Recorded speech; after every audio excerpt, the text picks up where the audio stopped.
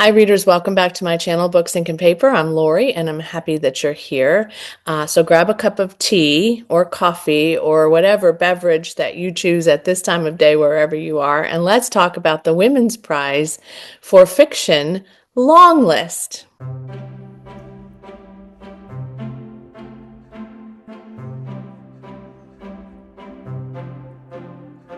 I have not done a video about the Women's Prize Longlist for a long time. And I don't often do a lot of videos about these long lists. However, this one, when I saw it and I looked at some of the books that were on it, I was really even more excited than I usually am. First off, I love the Women's Prize because it's books written by women. I mean, that's just something that really appeals to me. Not that I don't like some of the other prize lists as well, but this one always is the one that I look at first. In this case, there were a couple of books that I already own and plan to read. There was one that I've already read, and there's just a lot of them that I'm ready to go. Like, I really want to read these. So I have, in the interest of time, created a short little couple of sentences about each of the 16 books so that you won't be here all day.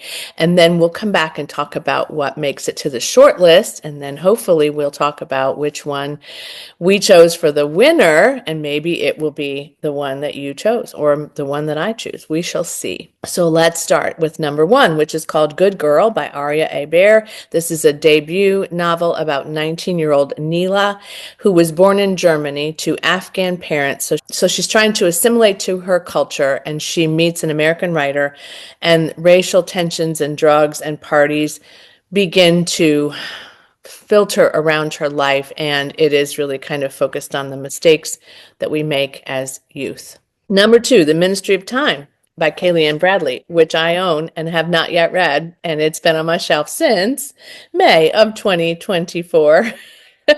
I really do want to read this one. This is probably going to be my March Book of the Month Club read, although I'm already reading one now and I'm planning on finishing it. There's always room for two. And I have been wanting to get to this one because it sounds good and a lot of people really love it and some people really don't. But The Ministry of Time is it's a time travel romance about a spy who is an expat from history and brought to the present day so that they can begin to examine and establish the possibilities of time travel in the future. And so they bring this civil servant in to work on this top secret project, and this guy ends up being with her in her home. Sounds great. So here's a little synopsis. A boy meets a girl, the past meets the future, a finger meets a trigger, the beginning meets the end. Yes, please. Number three, Somewhere Else by Jenny Deiches. This is about 5-year-old Rosa, whose family is all killed, and she has a suitcase of her clothing and a violin and is displaced from her home, obviously. She has a Judeo-Scottish origin, and 2 world wars begin to shape her life. So the question is how to find identity in displacement. Ama by Sared De Silva. I'm butchering these. 1951 Singapore. This is about the grandmother, the daughter, and the granddaughter. So 10-year-old Josephina kills her abuser. And we're not sure who Josephina is, but I'm going to guess that it might be the Ama.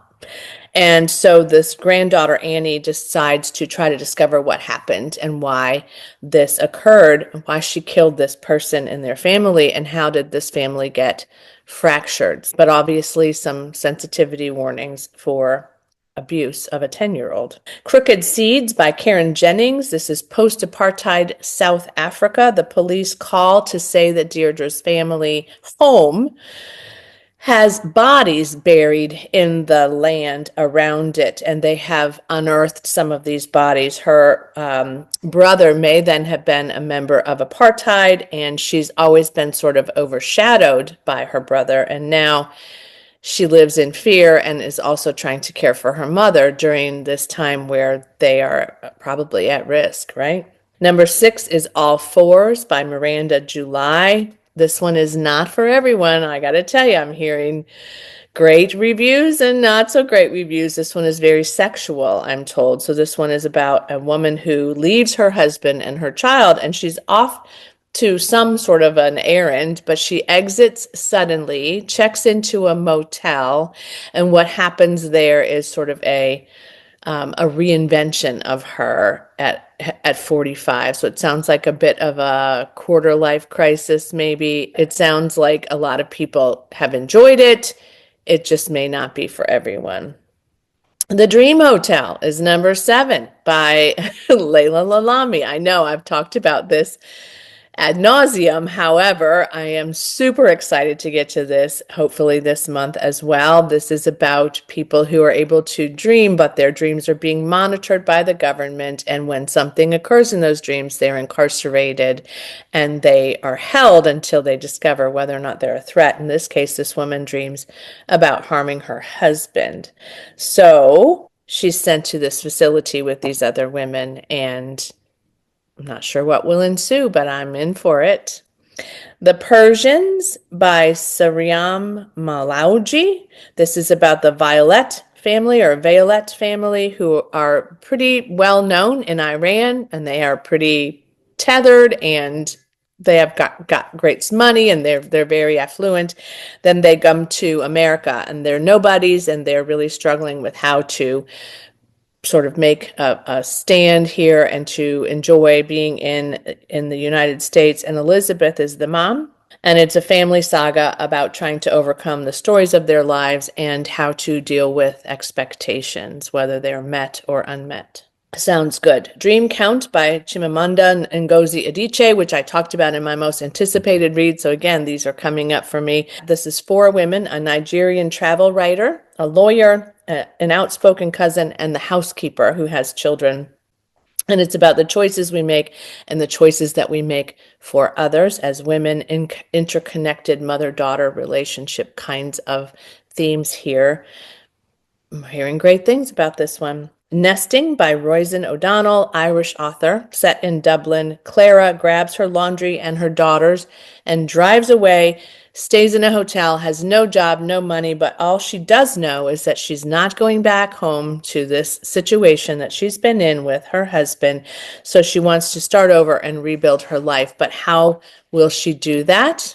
We don't know, but I love those kinds of novels as well. So that one is on my list. Let me turn to my next page of little notes. Look, I made them all color coordinated. They all have their own little thing. All right, number 11 is called A Little Trickery by Rosanna Pike. The quote from this one is "Make your own paradise," but this is about a young trickster who is a vagabond. Her name is Tib, and her mother dies, and she is now orphaned and alone, and she finds a number of people to partner with her to make a plan, a bit of a trickery plan, and draws a bunch of people to her door, including some people that want to harm her as a result of what she's done. So she's a bit of a ragtag heroine, I would say. Number 12 is Birding by Rose Ruani, a seaside town. You had me at seaside town. You know, when I was a kid, we went to Florida every summer. We went to a seaside town, and the boardwalks and the auctions and the things, all my memories of that Florida are very different than the memories of my living in Florida as a high schooler and as a young mom. But this one, 2 women pass on the promenade. So Lydia is a teen pop star. She has been exploited by a number of people during this journey. And this is at the start of the Me Too movement. And she's recognizing that a lot of other people were also being exploited and treated badly. And there is in particular, I think, one person who is trying to make amends with her. Then there's also Joyce, who still lives with her mother. She and her mother wear matching clothes. They do everything together, and Joyce essentially has no real voice or life of her own. The mother is very overbearing. So the question is, do we see ourselves clearly, or are we always the unreliable narrators of our experiences? Oh my gosh, I have to read that. Mm-mm-mm. Okay, The Artist by Lucy Steeds, 1920. Edouard Tartuffe is an artist and a painter and a recluse, and his niece Eddie lives with him. A reporter comes to interview Edouard about his art, and she notices that Eddie is very much entangled in his life, and I'm thinking there might be something below the surface here too, and perhaps the writer tries to do something. So the tagline here that I wrote down is two people grabbing the other by the hand and pulling each other into life. This also sounds like another book that I recently read. Number 14, Tell Me Everything by Elizabeth Strout. We're back to Crosby, Maine. Lucy, Olive, Bob, the same characters. There's a shocking crime. And the question here is, what does anyone's life mean?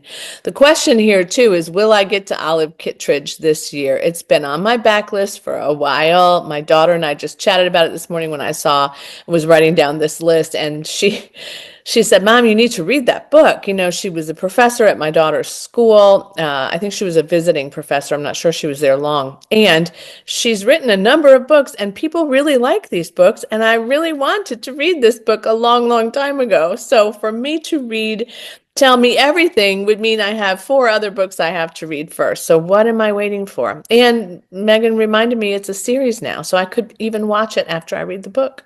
Number 15, The Safe Keep by Yael Vanderwooden, which I just talked about in my reading wrap-up because I read it in the month of February, and I really, really loved it. This was a 5-star read for me. I'm so delighted to see it on the long list. She is also a debut author, as well as a couple of others that are on this list, and I'm just so happy that she has gotten this level of recognition for that book because it was beautifully crafted. So it is about desire, suspicion, somewhat of an obsession, and the darker aspects of our collective past. Yes, please. I'll probably buy it because I plan to read it again in my lifetime. And then number 16 is also a debut author, Fundamentally by Nusaiba Yoros. Not going to be great there. This is a funny novel. An academic flees from her heartbreak and lands a job in Iran. And she's chosen to work with a number of refugees that are ISIS affiliated who are in camps in this area. And she meets Sarah, who is an East Londoner like her, but also her life just upends in this new role that she's taken on, and she's drowning and swimming in all the things that she has to do and doesn't understand. So the question of this book is, how do you save someone who does not want to be saved? Okay, what do you think? What do you think about the Women's Prize, Book Prize long list for fiction? I have not looked at the nonfiction list yet. I probably will, but I don't know that I'll do a video on it because fiction is really my jam most of the time. But I'm really happy with this list. I think this is the best list I've seen for a long, long time. So if you aren't familiar with the Women's Prize for fiction or nonfiction, you can just Google it. You can see who the past winners have been.